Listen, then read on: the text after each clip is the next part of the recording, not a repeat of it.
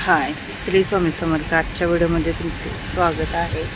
शुभ दुपारचं वाजलेले 3 आणि जवळजवळ 8 दिवस एकसारखे सांडगे बनवले आम्ही. आणि आज पोह्याचे सांडगे घातलेले. पोह्याचे सांडगे कसे जर तुम्ही घातला, अगदी कुरकुड्या जरी घातला तर नंतर ते असं म्हणजे त्याचा चुराच होतो. त्यामुळे आम्ही असं चकल्याच पाडलेल्या. चकल्या म्हणजे लांब अशा चकल्या पाडलेल्या आहेत. कारण पोह्याला चिकटपणा नसल्यामुळे ते थोडी कडकीच पडतात. भयंकर ऊन पडलेलं आहे. असलं गरम व्हायला लागले, खूप गरम व्हायले. आणि इथं दारात सांडगे आज घातलेले आहेत आम्ही. वरती टेरेसवर काही घातले नाही. काल कुरगुड्या केलेल्या, आपण शाबूचं सांडगे केलेले ते घातलेले आहेत वर टेरेसवर. अजून उद्या 1-2 दिवस त्याला वाळवायला पाहिजे. चांगलं वाळवलं तरच मग हे होतं. कुरगुड्या झाल्या जवळजवळ 5 ते 5.5 किलोच्या कुरगुड्या झालेल्या आहेत. तर आल्यापासून सांडग्यातच होते. जवळजवळ आज 8 दिवस तर झाले सांडग्यातच आहे. अजून शेवया करायच्या. आता शेवया तिकडं आईकडे गेल्यानंतर मग 3-4 किलोच्या करायच्या.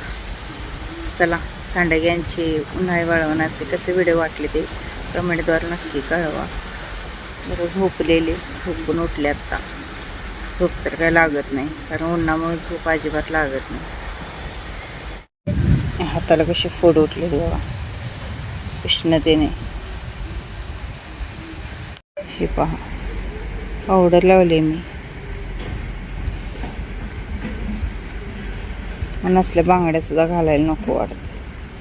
आणि मेहंदी काढलेली केली. हे पोह्याचे सांडगे इथं वाळत आहेत. हे सांडगे लगेच वाळतात. 2 ते 3 उन्हामध्ये लगेच वाळतात आणि खायला एक नंबर लागतं. श्री स्वामी समर्थ मैत्रिणींनो, आजच्या व्हिडिओमध्ये तुमचे स्वागत आहे. आणि 8 दिवस झालं थोडेसे पाठीमाग पुढे तुम्हाला ब्लॉग येत आहेत. कारण की तुम्हाला तर माहिती आहे, आपण सांडगं वगैरे बनवायला घातलं की सगळा दिवस ते वाळत घालण्यात, परत काढण्यात, ते परतण्यात जातो. कुरगड्या वगैरे घातल्या की कसं सारखं ते आता दुपारी सकाळी घातले की 12-1 वाजेपर्यंत वाळून द्यायचे आणि 12-1 नंतर परत त्या पलटी माराव्या लागतात. तसं शाबूचे सांडगे असतील तर त्यालासुद्धा तसंच करावं लागतं. आणि सांडगे उन्हाळी वाळवण म्हटले की कसं होतं, सगळं ते भांडे पण खूप राड होतात आणि घरातलं काम आवरायचं, परत ते सांडगं घालायचं, परत दुपारी जाऊन ते परत पलटी मारायचं आणि संध्याकाळी जाऊन परत काढायचं. यामध्येच आपला सगळा वेळ जातो. त्यानंतर इथे आमचे पाहुणे होते. भरपूर वेळा आम्ही आलो वहिनी, त्यांच्याकडे काही जायचं होत नव्हतं. सारखे त्या म्हणत होते की कधी येत आहे बघा, कधी येत आहे बघा. म्हणून मग त्यांच्या घरी थोडंसं जाऊन आलो.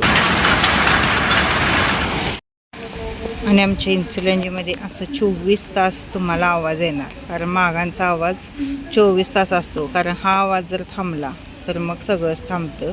कारण इथल्या लोकांची पोटं ती ह्या आवाजावरच चाललेले असतात. आणि ते मागसुद्धा काय म्हणतात माहिती आहे, कशासाठी, पोटासाठी असं म्हणत असतात. आमच्या इतर लहानपणापासून म्हणायची की त्या आवाजामध्ये तुम्ही नीट लक्ष देऊन ऐका, ती काय म्हणतात तर कशासाठी, पोटासाठी असं ते आवाज म्हणत असतात. आणि त्यानंतर हा व्हिडिओ तुम्हाला दुसऱ्या दिवशी सकाळचा येत आहे. पहाटे उठलेले मी, जवळजवळ 5-5:15ला उठलेले होते. कारण आज बहिणीची मुलगीचा शेवटचा पेपर होता. ती पण लवकर जाणार होती आणि आम्हाला पण सांडगे घालण्यासाठी लवकर उठायचं होतं. कारण मी आज पोह्याचे सांडगे बनवायचे होते आणि वहिनी पण कामाला जाणार होती, दादा पण लवकर जाणार होता. त्यामुळं मग सकाळी लवकर उठलेले होते. आणि सकाळचं वातावरण इथं किती छान वाटतं बघा. आपल्याला असं आपल्या तिथं कागलमध्ये बघायलाच मिळत नाही. कारण आपण वरती राहत असल्यामुळे खालचं काही असं शूट करता पण येत नाही आणि बघायला पण मिळत नाही. आणि अशा वातावरणामध्ये सकाळी वॉकिंगला जर गेलो आपण तर खूप छान वाटतं. आणि इथं सगळेजण असं कापसावरच जे आंघोळीचं पाणी असतं ते तापवतात. आणि आम्ही सांडगे पापडसुद्धा याच चुलीवर सगळे बनवले. जवळजवळ 5-6 किलोच्या कुरवड्या असतील, 5 किलोचे हंडीपापड असतील, शाबूचे झाले जवळजवळ 3-4 किलोचे, आणि सालपापड्या जवळजवळ 1 किलोच्या बनवल्या. असं सगळं सांडगं आम्ही जवळजवळ याच्यावरच बनवलं. अजिबात गॅसचा वापर केला नाही. कारण चुलीवरची चव ही खूप वेगळी असते. आणि एक दिवशी मी भाकरीसुद्धा चुलीवर बनवलेल्या होत्या आणि वहिनीने इथं अशी झाडं लावलेली आहेत जास्वंदीची. लाल जास्वंद आहे, खूप छान फुले येतात, पण उन्हाळ्यामुळे थोडीशी कमी येत आहेत फुलं. आणि इथं मी आता पोह्याचे सांडगे बनवत आहे. सगळे घरातली कामं आवरलेली आहेत आणि पोह्याचे सांडगे बनवत आहे. पोहे भिजवले आणि मिक्सरला थोडेसे असे वाटून घेतले. तुम्ही नाही वाटून घेतला, मळून घेतला तरीसुद्धा चालेल, पण मला कुरगड्या बनवायच्या होत्या याच्या, त्यासाठी मी हे केलेलं. तसे मिक्सरला बारीक करून घेतले आणि त्यानंतर थोडंसं पाणी ठेवून मग ते शिजवून घेतले. पण कुरगड्या काही त्याच्या झाल्याच नाहीत. मग मी चकल्याच बनवल्या. आणि पोह्याचे कसे पण सांडगे तुम्ही घाला, पण नंतरनं त्याचे असे कंडकेच पडतात, म्हणून मग मी असं लांब लांब लांब लांब अशा चकल्याच टाकल्या. गोल गोल काही चकल्या केल्या नाहीत, कारण आम्ही दरवर्षी बनवतो तर त्याचा असं पूर्ण चुरा होतो, पण खायला मात्र एक नंबर लागतात. आम्ही लहान असताना शाळेत जाताना 4 आण्याला 5, परत 1 रुपयाला जवळजवळ 20 भर अशा चकल्या त्या येत होत्या. त्या आम्ही खूप आणून खायचो. पोह्याचे सांडगे आपल्याला शिजवून पण करता येतात आणि पोहे मळूनसुद्धा करता येतात. मी आता हे पोहे मिक्सरला बारीक केलेले आहेत आणि मग ते थोडेसं पाणी ठेवून त्याला शिजवलेलं आहे. तसं पण करता येतात आणि असं पण करता येतात. मळूनसुद्धा आपल्याला चकल्या पाडता येतात, परत कुरगुड्यासुद्धा पाडता येतात.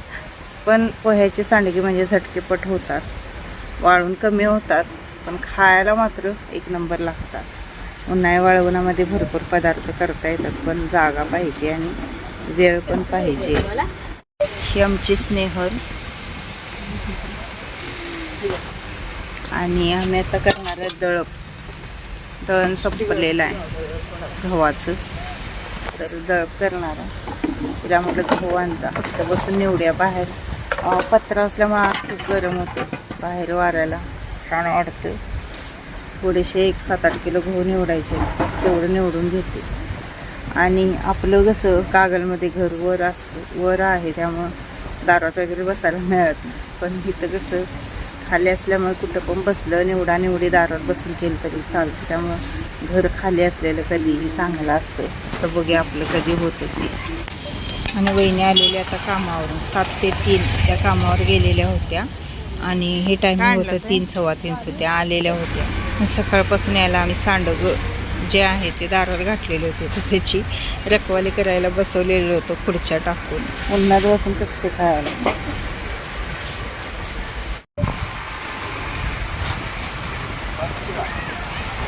काय करतेस?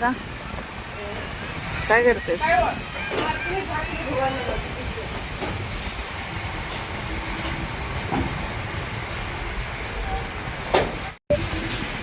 कसं तर वाटतं बाबा, चालत आलं एवढं घेऊन. चालत म्हणजे आलंय कुठे. तर चला मैत्रिणींनो, असा होता आजचा छोटासा ब्लॉग. कसा वाटला, काय वाटला ते कमेंटद्वारे नक्की कळवा. व्हिडिओ आवडल्यास प्लीज चॅनलला सबस्क्राईब करा, व्हिडिओला लाईक आणि कमेंट करा विसरू नका. भेटूया उद्याच्या व्हिडिओमध्ये. श्री स्वामी समर्थ.